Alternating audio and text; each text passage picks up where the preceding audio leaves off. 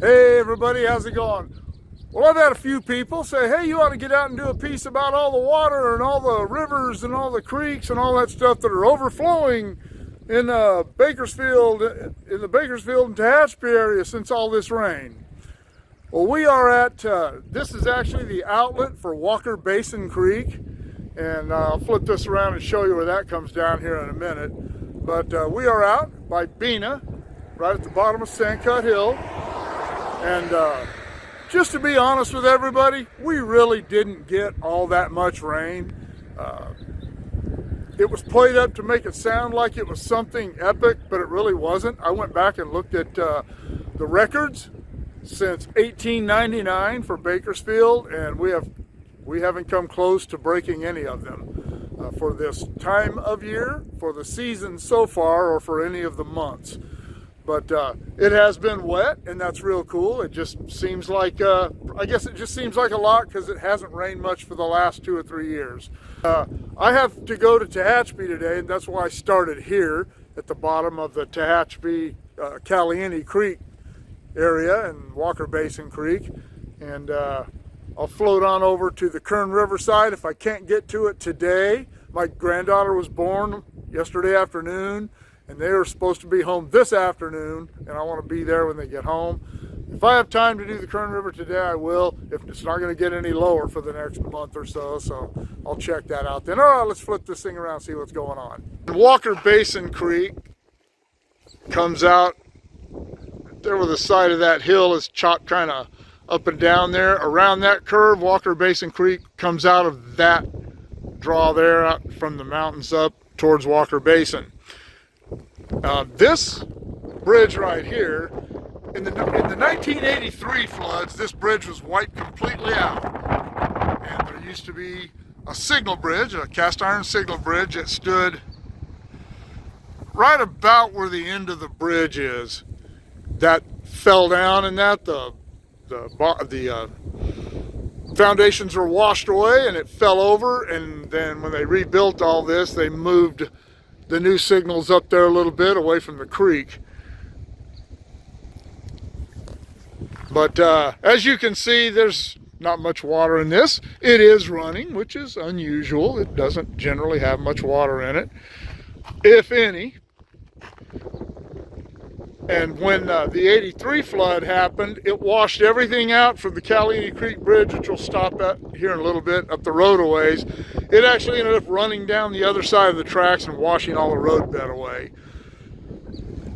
And in 1983, that water season, that wet season, and the months of December and January and February weren't even as much as we've had this year. So you just never can tell how rain is going to affect something, how much or how little. All right, let's move on. All right, we have moved up about 1.5 miles or so from where we were down there at the Walker Basin Creek Bridge. We are at the Caliente Creek crossing. This is Caliente Creek, and as I said before, in 83 when it got real bad, the Caliente Creek went right over its banks there and right down the side of the tracks, and will undermine the roadbed from just beyond the control point here all the way down to where we were, leaving a lot of track just hanging in the air. And you can see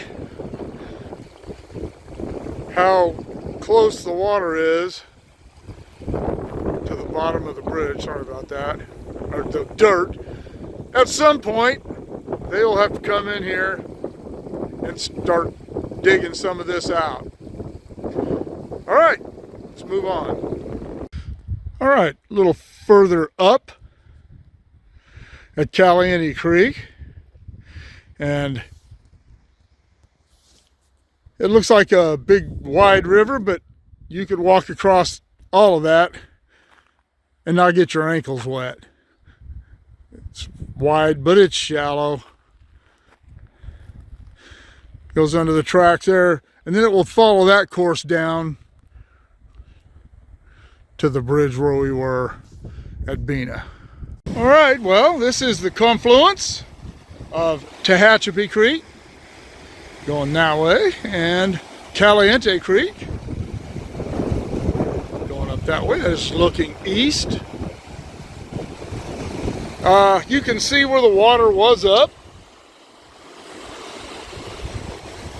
A little higher, but still not much. I have certainly seen it quite a few times, a lot worse than this. I have seen the water going over that bridge a couple of times. That bridge got washed out completely in 1983. I wasn't up here when that happened, but it doesn't look like it got more than about 3 feet higher than it is right now. And we were supposed to have another big storm today. That never materialized. It is about 4 o'clock in the afternoon. It rained a little bit in Bakersfield today. I understand it only rained a little bit up in Tehachapi, which is up that way, and Lake Isabella, which is over there, Kern Valley. And none of them really got much rain today. But this is a lot of water for this creek, these creeks, considering that most of the year they're dry. This is the second crossing of Tehachapi Creek, and you can see Tehachapi Creek down there running pretty good, considering it usually doesn't have anything in it. We've had a lot of rain over the last few weeks, but I've seen the creek a lot higher than that. All right, we're up at Kernville, up at the top end of the lake, and this is where the North Fork of the Kern River empties out into the lake, just down around the curve there.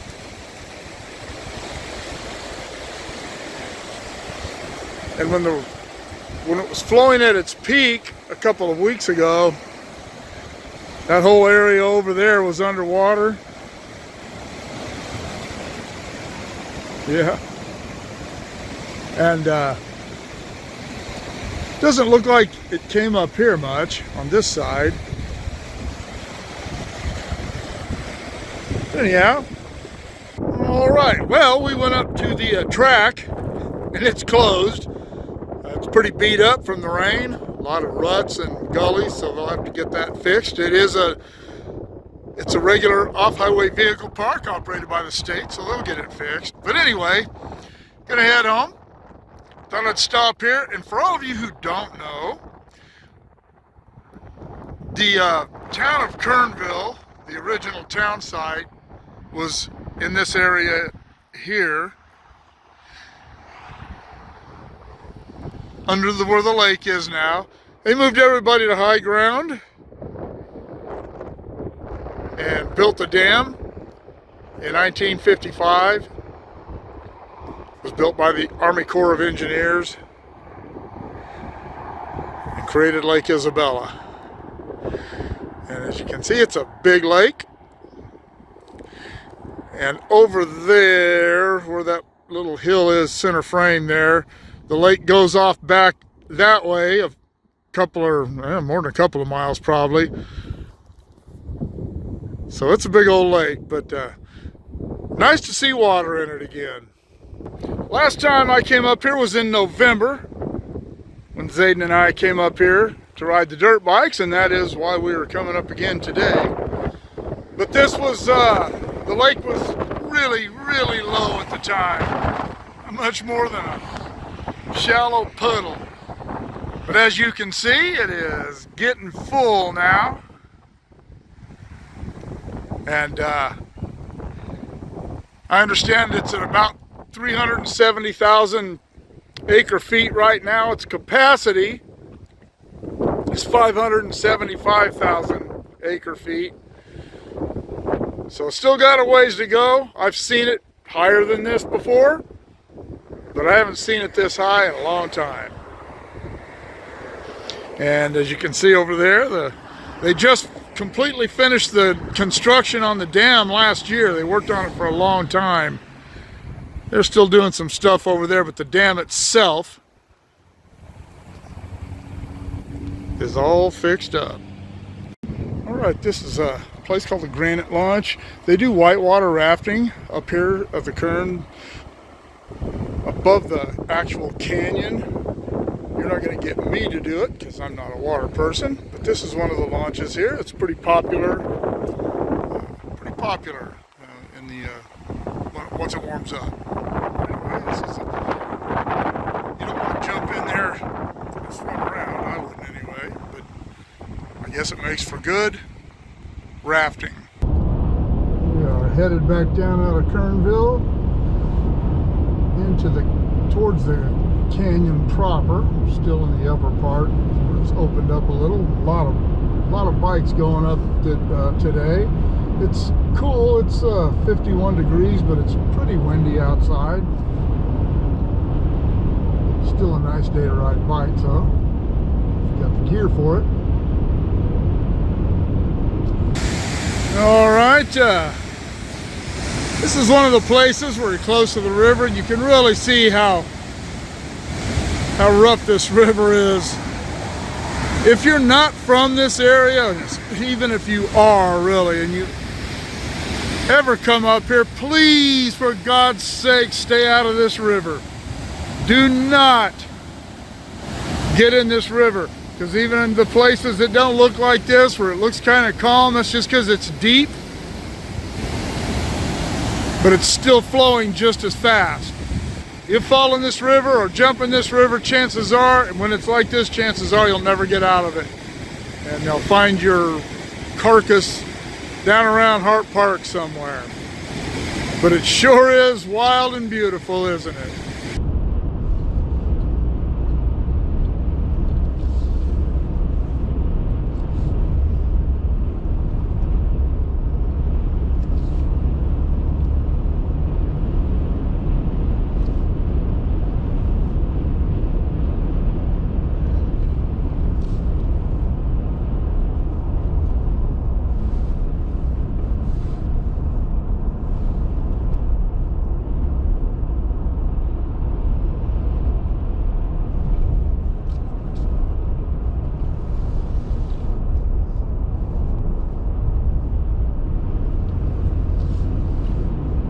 This is one of the places I was telling you where it looks calm, but it is flowing just as quickly and just as powerfully.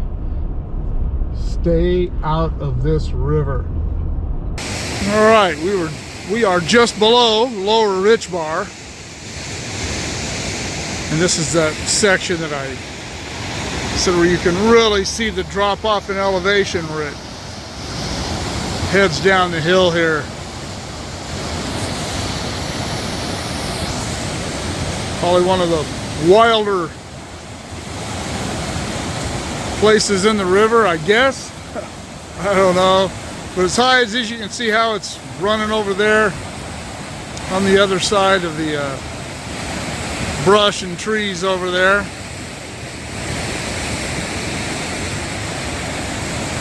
Absolutely spectacular. Beautiful. Beautiful. You can also see the wildflowers starting to emerge on the side of the hills here. Had a couple of huge rock slides in the canyon during the storms, and one of them,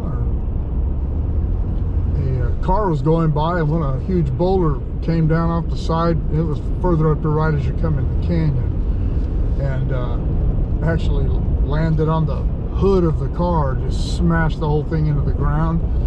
The driver, I'm told, just suffered minor injuries, cuts and bruises, and was shook up, but other than that was okay.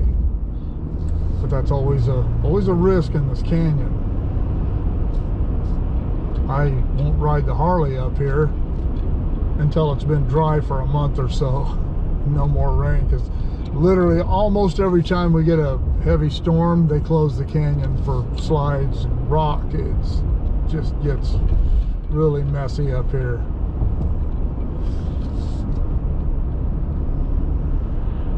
Your own lane. There is one of the places they had a big slide.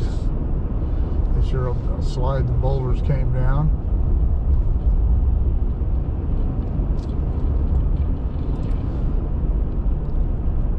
This is, I think this is the #1 powerhouse right here.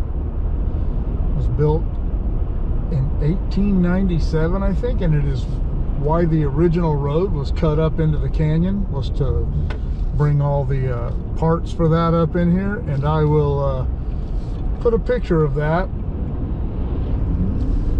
right here for you. Construction actually began in 1902 and was completed in 1906. This is a horse and mule team hauling the stator up the canyon, and this road was built specifically for this power plant, and today is Highway 178.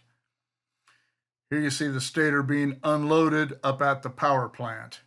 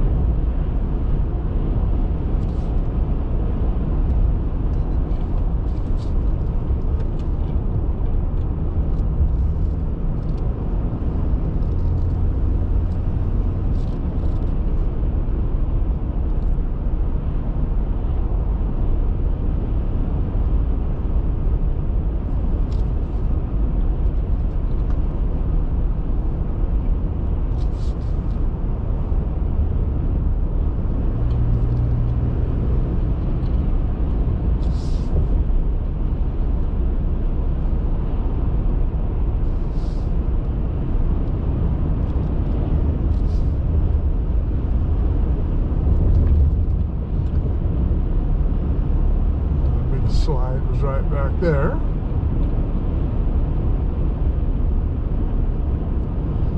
And I'm not exactly sure where it was that that boulder fell on that car.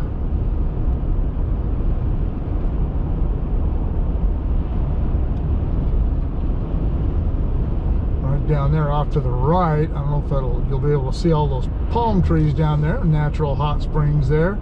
And there are hot springs up and down the canyon. Used to be some right where the freeway part of it starts. We used to go down there. Those were actually really nice. Someone had built them up, but property owner, they changed hands. The property owner destroyed those tubs that someone had built. All right, we are at the mouth of the canyon. This canyon ends as abruptly as it started up above. That is looking down towards Bakersfield. It still drops a little bit between here and town, but not much. Maybe another 100, 200 feet possibly. But here's the palms I was talking about up there. You can see that steel grating there in center frame. There's a tunnel there that goes all the way up, back up to the powerhouse that we went by, and you can see that pipe in the ground coming out of the rocks. There's a penstock for this powerhouse. This powerhouse is also decommissioned by PG&E, and the last time I looked it up, it was actually for sale. And for those of you, I think you can see how narrow the canyon is up there, but for those of you who think I was engaging in histrionics or being dramatic about staying out of the river, 317 lives lost in this canyon since 1968. And that number will certainly go up this year. Stay out of the river and the canyon. All right, well, let's go down and see what's happening where the river's a little more calm. All right, we are down at Hart Park. This is the river, runs alongside it, very high, and you can see that the river is still running very swiftly through here. And right now, this isn't a place where a lot of people find themselves in trouble, but it is a place where a lot of people get in the water. So if you do come down here, wear a life vest, don't drink if you're going to be in the water. Be sensible, be smart, stay as safe as you can. You could easily get caught up under that brush. As swift as the river is, it shove you under there, and there's no telling what might happen. All right, moved a little further down. This area, this place is known as Gordon's Ferry. At one time, Mr. Gordon operated a ferry across the river here. I believe it was a cable ferry. I have to read up on that, or if I'm wrong, you can drop it in the comments below. I am standing on the Callaway Weir, and this is the main river channel right here. You can see usually this is always got water in it, but not much. This is where they water comes down, where I was saying, and they divert off into the Callaway Canal here, which is over there. We'll see that in a second, and then on down the river channel there. So let's go check that out. As you can see, they're doing something here. I didn't ask them. Looks like they're working on maybe on one of the gates or something. I didn't swim in their soup. They said that right now they're running about 2,500 cubic feet per second through here.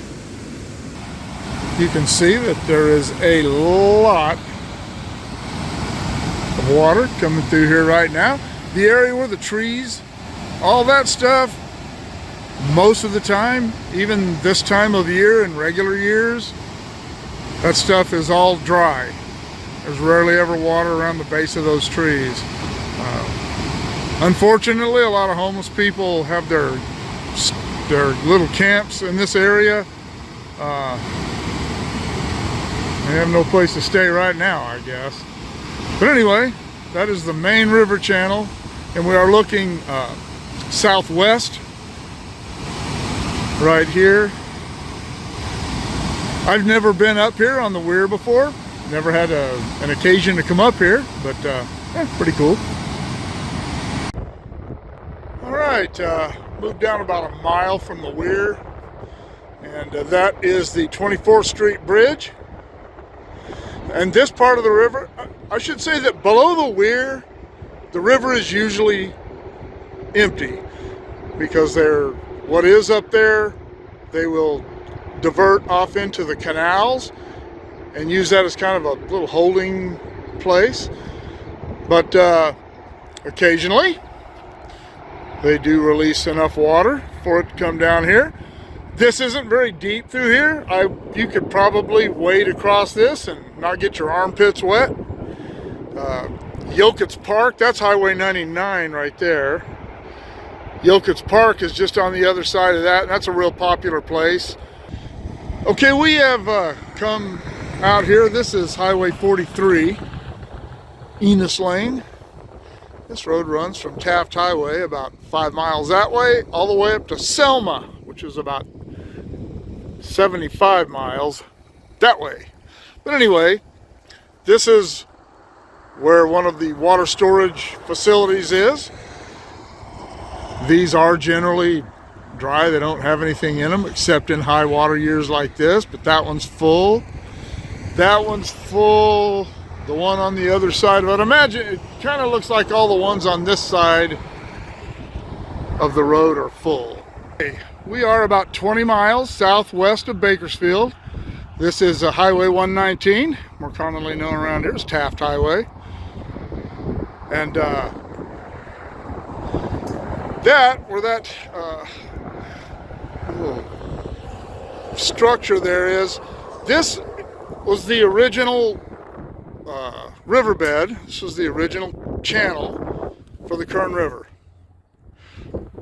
And it flowed down there into Buena Vista Lake. This was all altered. I don't know exactly when. I know that in the 19th century, the late 19th century, the canal over there was dug, and it was designed to tie Buena Vista Lake with Tulare Lake, and I'm told that at one time you could go from Buena Vista Lake to Stockton, to up in that area, in a boat. That's actually what I read. If you know that's not accurate, let me know in the comments below. And that gate over there is where they're diverting river water, and this is the end of the Kern River right here. Whoops, where this that thing there. And the river water is being diverted into that canal.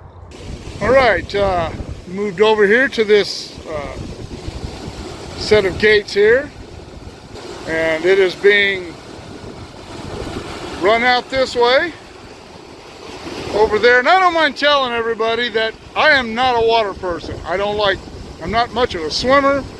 I don't even care much for swimming pools, boating, skiing. None of that stuff is my cup of tea. And this kind of stuff has always creeped me out.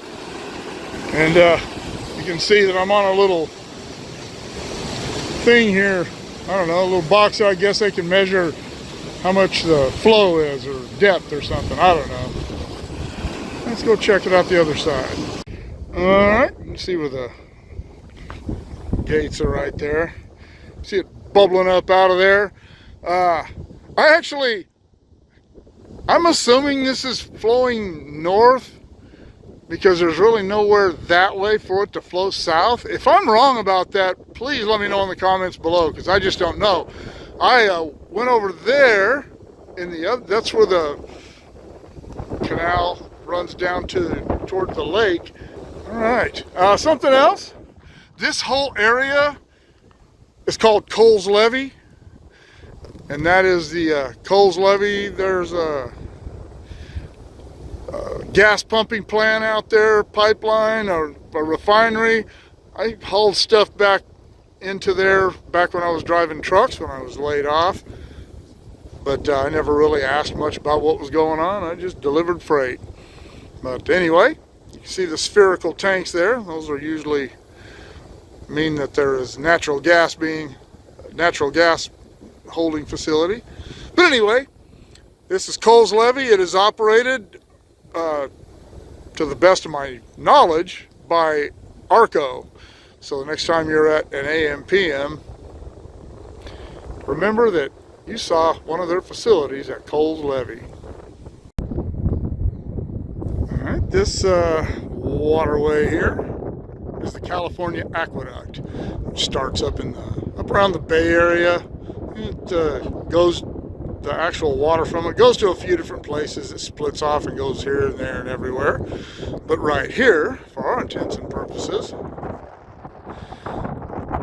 that is, I don't know if that is a gate that leads from